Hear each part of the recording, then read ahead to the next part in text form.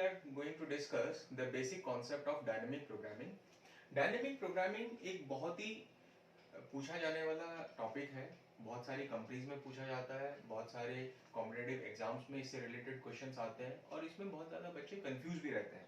So what I am trying to do is I am trying to give you the overview of dynamic programming and how it is different from greedy approach, and then we will see the framework of dynamic programming, how to approach a problem. तो dynamic programming की जो भी problems होंगी उनको समझने के लिए हमें ये दो प्रॉपर्टीज देखनी है. हालांकि इन दोनों प्रॉपर्टीज से बहुत ज्यादा फायदा नहीं होगा, लेकिन ये जान लेनी जरूरी है. पहली प्रॉपर्टी है ओवरलैपिंग सब प्रॉब्लम.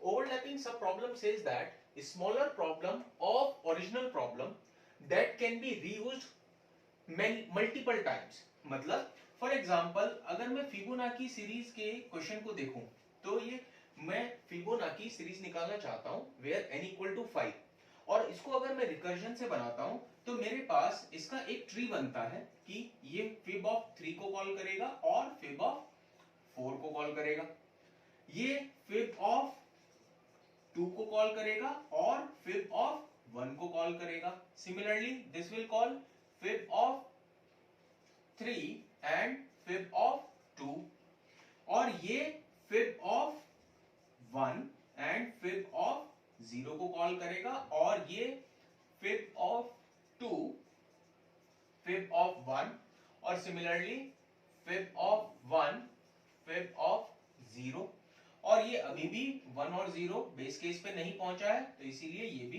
कॉल करेगा fib of 1 and fib of 0. क्योंकि हमारे पास बेस केस 0 और 1 का है इसीलिए हमें ये पूरा ट्री तक कॉल करना पड़ेगा. अब आप यहाँ पे देख सकते हैं कि फिब ऑफ 1 एक बार यहाँ पे, फिर यहाँ पे, यहाँ पे, यहाँ पे और यहाँ पे बहुत सारी जगह रिपीटेडली कॉल हो रहा है. इसी तरह से fib of 0, fib of 0, fib of 0 repeatedly call हो रहा है. और भी देख सकते हैं आप fib of 2, fib of 2, fib of 2 ये भी रिपीटेडली कॉल हो रहा है. क्या हो अगर हम इसका एक बार सॉल्यूशन निकालें और उसको कहीं पे स्टोर कर लें, और जब भी इसकी जरूरत पड़े तो हम वापस इनको कॉल ना करें, तो हम बहुत सारी फंक्शन कॉल्स को बचा सकते हैं. तो इसके अंदर हमें नजर आ रहा है कि स्मॉलर प्रॉब्लम का सॉल्यूशन मल्टीपल टाइम्स यूज हो रहा है. So smaller problem of original problem that can be reused multiple times. This is overlapping sub problem property. जहां पे भी ये प्रॉपर्टी फॉलो होगी plus optimal substructure property follow होगी, वहां पे हम डीपी डायनेमिक प्रोग्रामिंग को यूज कर सकते हैं. What is optimal substructure property? Optimal solution of original problem can be framed from optimal solution of smaller overlapping problem. मतलब इस बड़ी प्रॉब्लम का सॉल्यूशन ऑप्टिमली हम निकाल सकते हैं इसके छोटे ऑप्टिमल सॉल्यूशन से. जैसे अगर फिब ऑफ 2 का हमने ऑप्टिमल सॉल्यूशन निकाल लिया, फिब ऑफ 4 का हमने ऑप्टिमल सॉल्यूशन निकाल लिया, ऐसे ही हमने फिब ऑफ 1 का, फिब ऑफ 3 का ऑप्टिमल सॉल्यूशन निकाल लिया, उनको कंबाइन करके हम ओरिजिनल प्रॉब्लम का ऑप्टिमल सॉल्यूशन निकाल सके. This is optimal substructure property. लेकिन इन दोनों ही प्रॉपर्टी से किसी भी प्रॉब्लम को आइडेंटिफाई कर पाना, क्योंकि एग्जाम में क्या होता है कि हमें क्वेश्चन गिवन होगा, उसमें ये नहीं लिखा होगा कि डायनेमिक प्रोग्रामिंग यूज करनी है या कौन सी प्रोग्रामिंग यूज करनी है. आपको नहीं पता चलेगा ग्रीडी अप्रोच यूज करनी है या बैक ट्रैकिंग यूज करनी है. तो उसको आइडेंटिफाई करने के लिए हमने यहाँ पे कुछ कॉमन वर्जन्स लिखे हैं. अगर इस तरह की प्रॉब्लम्स में लिखा होता है, ये लिखा होता है कि आपको ऑप्टिमल आंसर निकालना है, ऑप्टिमाइजेशन करना है, तो मोस्ट प्रोबेबली वहां पे डायनामिक प्रोग्रामिंग लग सकती है. ग्रीडी अप्रोच से भी आंसर आते हैं लेकिन सारी प्रॉब्लम्स के नहीं. उसको भी हम देखेंगे कि how to identify whether we have to apply greedy approach or dynamic programming. See this common version of DP, find minimum cost of something.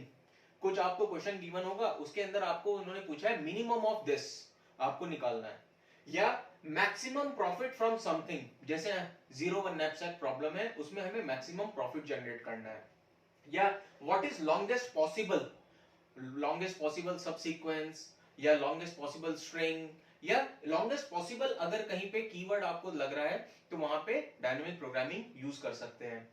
Can we reach at certain point, अभी मैं आपको इस का एग्जांपल भी बताऊंगा इन दोनों का. तो can be reach at certain point, हमारे पास बहुत सारे पॉइंट्स हैं, जैसे स्टेयर्स हैं, हमें 30th स्टेप पे जाना है, तो क्या हम 30th स्टेप पे पहुंच सकते हैं विद सम कंस्ट्रेंट? तो उसका भी आंसर डायनेमिक प्रोग्रामिंग से आ सकता है। या number of ways of doing something, permutation combination के कुछ क्वेश्चंस होते हैं जो डायनेमिक प्रोग्रामिंग से कम टाइम कॉम्प्लेक्सिटी में सॉल्व हो जाते हैं। देखिए, हमारे पास डायनेमिक प्रोग्रामिंग को पहचानने का एक और रीजन है। देखो, ये तो आपको मिलेगा ही मिलेगा कि इस तरह की कोई प्रॉब्लम है, मिनिमम निकालना है, मैक्सिमम निकालना है, नंबर ऑफ वेज निकालनी है, तो इससे आप पहचान सकते हैं कि वो डायनेमिक प्रोग्रामिंग है। दूसरी चीज जो इसको ग्रीडी अप्रोच से डिफरेंट करती है, यानी कि वहां पे आप ग्रीडी अप्रोच नहीं लगा सकते हैं, उसके अंदर क्या होगा, आपका current decision will affect the future decision. अगर आपने अभी कोई करंट डिसीजन लिया है कि उसको सेलेक्ट करना है या नहीं सेलेक्ट करना है, दोनों ही केसेस में आपके फ्यूचर डिसीजन को वो इफेक्ट करेगा। फॉर एग्जाम्पल, जैसे मैं एक प्रॉब्लम आपको समझाता हूं, क्लाइंब स्टेयर्स 1 स्टेप और 2 स्टेप्स एट ए टाइम। ये हमारे पास एक प्रॉब्लम है कि हमारे पास स्टेयर्स हैं, लेट्स से 30 स्टेयर्स हैं। इन 30 स्टेयर्स में हम या तो एक स्टेप ले सकते हैं एक बारी में, या 2 स्टेप एक बारी में ले सकते हैं। और हमें ये पता लगाना है कि what is the maximum number of ways which we can reach to 30th step. अगर इस प्रॉब्लम को हम छोटे में डिवाइड करें तो क्या होगा, देखिए, छोटी प्रॉब्लम में डिवाइड करने के लिए लेट्स से अगर मेरे पास एक ही स्टेयर केस होती तो मेरे पास कितने वेज हैं इसके ऊपर जाने के लिए, only 1 way. How, I can only take 1 step. जब एक ही स्टेप है, 2 स्टेप है ही नहीं, तो 2 स्टेप ले ही नहीं सकते, एक ही वे है। अगर आपके पास 2 स्टेयर्स होती तो आप या तो 1 + 1 करके एक तरीके से जा सकते थे, दिस इज 1 वे, और आप ऐसा भी कर सकते थे कि ये 2 स्टेप्स, बड़ा स्टेप ले लो और 2 स्टेप्स लेके जा सकते थे, ये है आपका 1 मोर वे। तो टोटल 2 स्टेयर्स के लिए 2 वेज आती हैं। ऐसे ही अगर मेरे पास 3 स्टेयर्स होती तो 3 स्टेयर्स के लिए मैं 1 स्टेप + 1 स्टेप + 1 स्टेप ले सकता था, या 1 स्टेप + 2 स्टेप ले सकता था, या 2 स्टेप + 1 स्टेप ले सकता था। तो यहां पे 3 स्टेयर्स के लिए 3 स्टेप आते हैं, लेकिन 4 स्टेयर्स के लिए 4 स्टेप्स नहीं आएंगे, वहां पे और बहुत ज्यादा केसेस बन जाएंगे। आप देख सकते हो कैसे, अगर हमारे पास 4 स्टेयर्स होती तो 4 स्टेयर्स के लिए 1 + 1 + 1 + 1 ये एक वे है, या 1 + 1 + 2 ये दूसरा वे है, या 1 + 2 + 1, या 2 + 1 + 1। अब साथ में हम ये भी तो कर सकते हैं 2 + 2, तो हमारे पास और पॉसिबल स्टेप्स हैं। तो कैसे पता करें कि 30th स्टेयर्स पे पहुंचने के लिए नंबर ऑफ वेज है? ठीक है, तो हम क्या कर सकते हैं कि मैक्सिमम नंबर ऑफ वेज हमें निकालनी है। This is the type of formula, number of ways to do something. तो ये वाली प्रॉब्लम हम सॉल्व कर सकते हैं डायनेमिक प्रोग्रामिंग से। अब इसके अंदर ये करंट डिसीजन कैसे इफेक्ट कर रहा है फ्यूचर डिसीजंस को, इसको देखिए। अगर मैंने 2 स्टेयर्स ही है मेरे पास, सपोज करो 2 ही स्टेयर्स हैं, तो फर्स्ट स्टेप पे ही अगर मैंने 1 स्टेप ले लिया तो मैं आगे 1 ही स्टेप ले सकता हूं, 2 स्टेप्स नहीं ले सकता। My current decision is affecting my future decision. ऐसे ही अगर मैंने फर्स्ट स्टेप पे 2 स्टेप्स ले लिए तो मैं नेक्स्ट कोई स्टेप ले ही नहीं सकता, क्योंकि सारी की सारी स्टेप्स ओवर हो गई हैं। इसीलिए अगर आप करंट डिसीजन को सही से लोगे तो फ्यूचर में डिसीजन ठीक होगा। This is different from greedy approach. In greedy approach, we do not worry about future decisions.